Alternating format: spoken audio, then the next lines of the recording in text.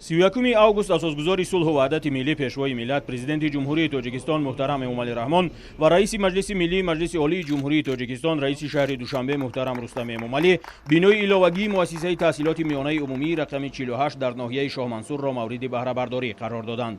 Иншооти мазкур дар доираи чорабиниҳои идона ба муносибати солгарди 31 истиқлоли давлатии ҷумҳурии тоҷикистон дар остонаи оғози соли нави таҳсил дар асоси дастуру супоришҳои бевоситаи президенти ҷумҳурии тоҷикистон муҳтарам Эмомалӣ Раҳмон бунёд карда шуд. Иншооти тозабунёд барои 1280 хонанда дар дуббаст дар чаорчӯбаи иқдомҳои бунёдкориву созандагии шаҳрдории пойтахти мамлакат сохта ба истифода дода шуд. Сарвари давлат муҳтарам Эмомалӣ Раҳмон аснои ошноӣ бо шароити таҳсил дар ин муассиса масъулони бахши маориф ва ҳайати омӯзгоронро бобати истифодаи имкониятҳои фароҳам оварда шуда ба хотири илмомӯзии муҳассилин вазифадор сохтанд. Бинои таълимии мазкур аз 4 ошёна ва таҳхона иборат буда дорои 31 синфхонаи кушоду муҷаҳҳаз мебошад. Синфхонаҳои барҳавову замонавии таълими меҳнату мусиқӣ, озмоишгоҳҳои химия ва физика, синфхонаҳои омӯзиши забонҳои хориҷӣ ва компютерӣ, синфхонаҳои биология, омодагии дифои ҳарбӣ ва лингафонӣ асоси бинои нави таълимиро ташкил дода, ҳамаи ҳуҷраҳо бо таҷҳизоту лавозимоти муосири таълимӣ таъмин мебошанд. боиси ифтихор аст ки дар арафаи 31 солгарди истиқлолияти давлатии ҷумҳурии тоҷикистон бинои нави иловагӣ дар муассисаи таҳсилоти миёнаи умумии рақами 48 ноҳияи Шоҳмансури шаҳри Душанбе мавриди истифода қарор дода шуд. иқтидори лоиҳавии бино барои 640 нафар хонанда дар як баст пешбинӣ шуда. Бино дорои 31 синфхонаи таълимӣ, кабинетҳои фаннӣ, толори маҷлисгоҳ, толори варзиш, ошхона, кабинети лингафонӣ барои омӯзиши забонҳои хориҷӣ, кабинетҳои фаннии технологияи писарона ва духтарона, майдони варзишӣ барои футбол, майдончаи варзишӣ барои баскетболу волейбол иборат аст. Ман аз номи худам ва аз номи ҳайати беш аз 100 нафараи омӯзгорони муассиса миннатдории худро ба асосгузори сулҳу ваҳдати миллӣ, пешвои миллат, президенти кишварамон муҳтарам ҷаноби олӣ Эмомалӣ Раҳмон ва ба раиси шаҳри Душанбе муҳтарам Рустами Эмомалӣ баён менамоям. мо омӯзгорон кӯшиш менамоем ки барои баланд бардоштани сатҳу сифати дониши хонанда саҳми босазои худро гузорем. мехоҳам инҷо нуқтаи муҳимеро аз паёми асосгузори сулҳу ваҳдати миллӣ, пешвои миллат, президенти ҷумҳурии тоҷикистон муҳтарам Эмомалӣ Раҳмон ки рӯзи 21 декабри соли 2021 ба мардуми шарафи тоҷикистон ироа гардида буд ёдовар шавам. пешвои миллат гуфтаанд бунёди миллат аз маориф сарчашма мегирад. дар ҳақиқатан ҳам хушбахтона имрӯзҳо ҳукумати ҷумҳурии тоҷикистон баҳри баланд бардоштани сатҳу сифати дониши хонандагон кӯшишҳои зиёде ба харҷ дода истодааст. хонандагони мо имрӯз дарк карданд, дар ҳақиқатан ҳам дарк карданд ки бе донистани забони хориҷӣ ва омӯхтани касбу кори гуногун зиндагӣ кардан мушкил аст. ҳукумати ҷумҳурии тоҷикистон тамоми шароитҳоро барои хонандагон, барои шаҳрвандон, аз ҷумла барои хонандагони муассисаҳо муҳайё гардонда истодааст ва хушбахтона имрӯз дар муассисаи мо бинои иловагӣ ба истифода дода шуд ки дорои тамоми шароитҳои муосир ҳастанд ва хонандагони мо метавонанд дар ин ҷо илму дониш омӯзанд. фикр мекунам хонандагони мо ки ниҳоли меваҳои бенуқсони боғи истиқлолияти ҷумҳурии тоҷикистон ҳастанд, дар ҳақиқатан ҳам онҳо дар муассисаи мазкур хонда дониши худро мустаҳкам менамоянд. миннатдории худро ба асосгузори сулҳу ваҳдати миллӣ, пешвои миллат, президенти ҷумҳурии тоҷикистон муҳтарам Эмомалӣ Раҳмон мерасонам.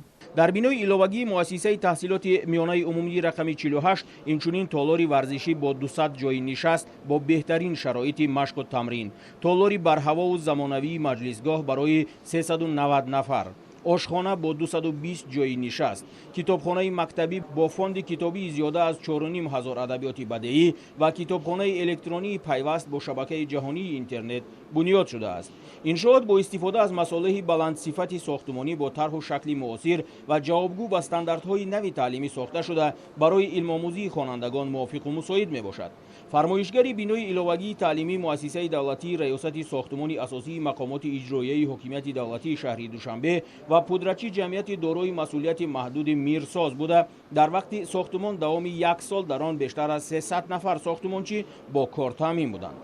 کارهای ساختمانی در مؤسسه تحصیلات میانه عمومی رقم 48 ناحیه شاه منصور شهر دوشنبه از ماه ایول سال 2021 آغاز گردیده.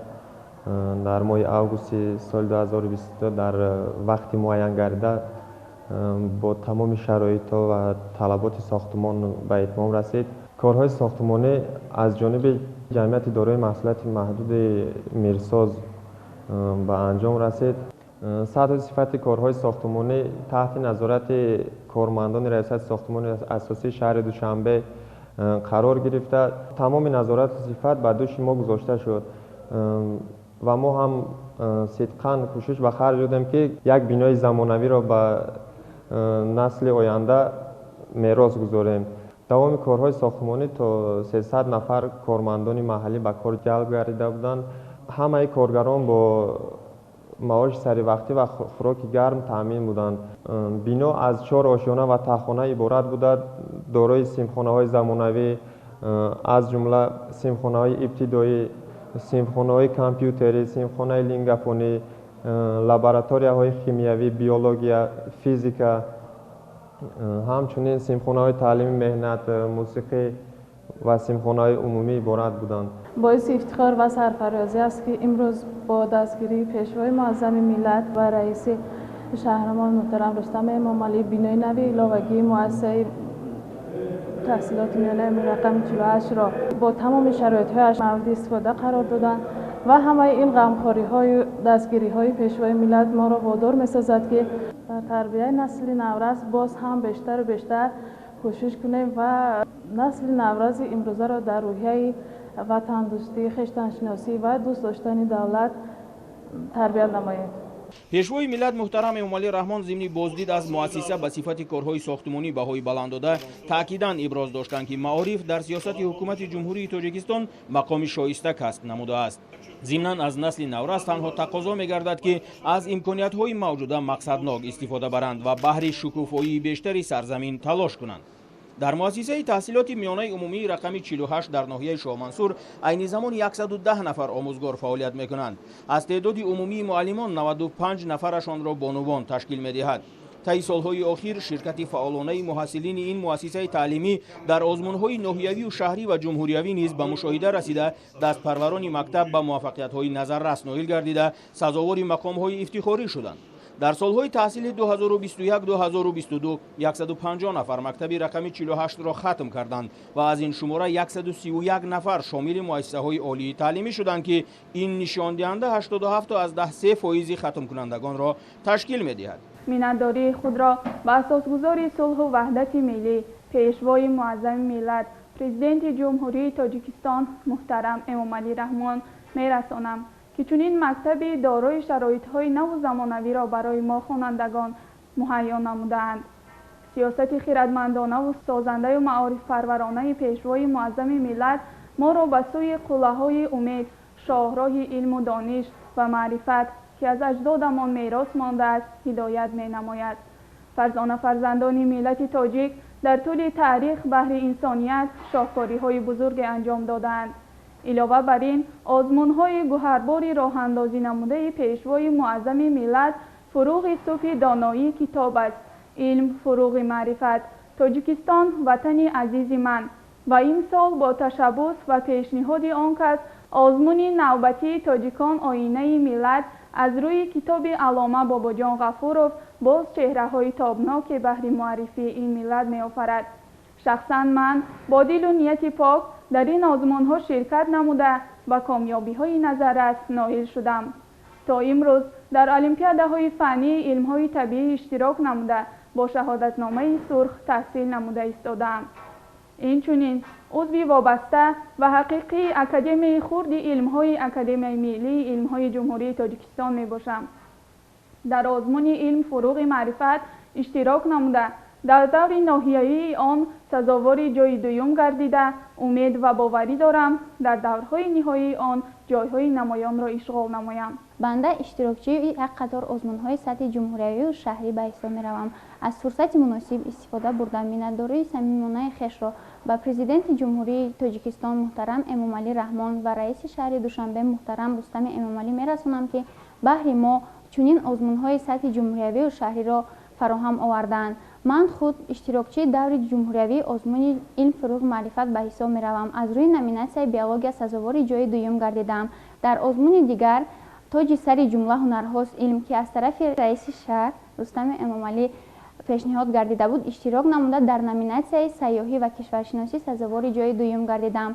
این چنین در المپیادای سطح جمهوری از فن بیولوژی اشتراک نموده سزاوار جایهای یکم و دوم گردیدم. باعث افتخار است که امروز اساسگزار صلح و وحدت ملی پیشوای ملت پرزیدنت جمهوری تاجیکستان محترم امامعلی رحمان و ما چنین مکتب نو زمانوی را با شرایط‌های نو زمانوی مجهز شده و ما هدیه نمودند.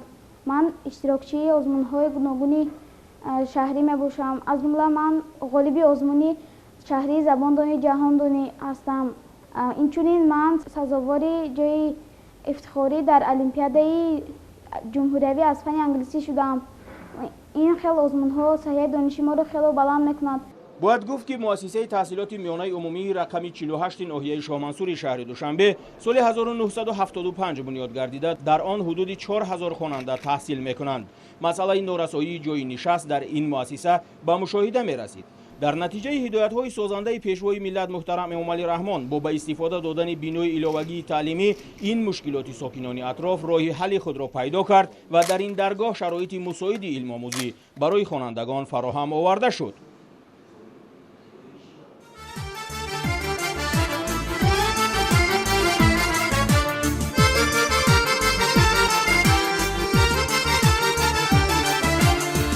معارف پرورد پیشوای ملت وطن را سرورد پیشوای ملت معارف پرورد پیشوای ملت وطن را سرورد پیشوای ملت وطن را سرورد پیشوای ملت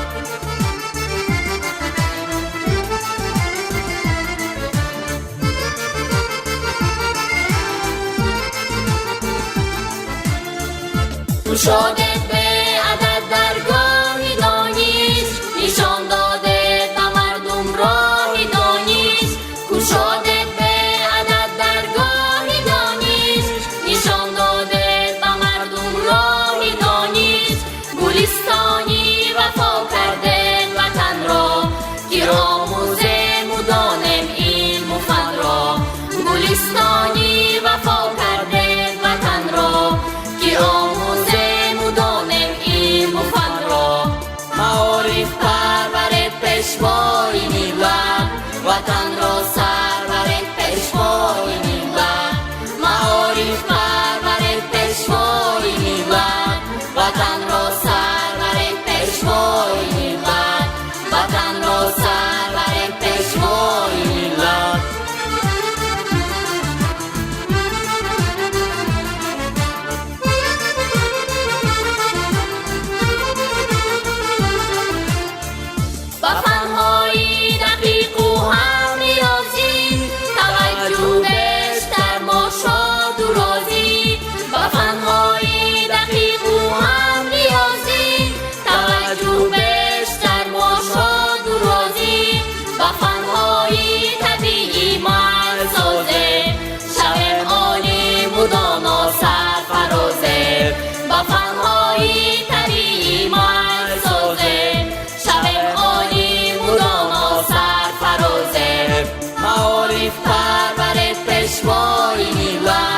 وطن را سرورد پیشوای ملت معارف پرورد پیشوای ملت وطن را سرورد پیشوای ملت وطن را سرورد پیشوای ملت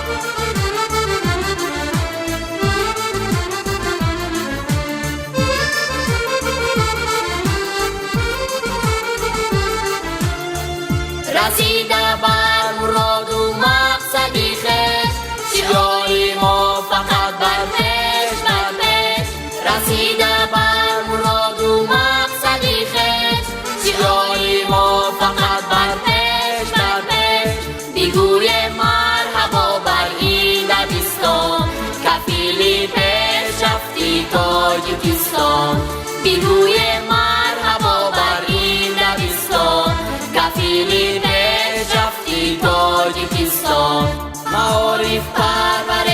پیشوای ملت وطن را سر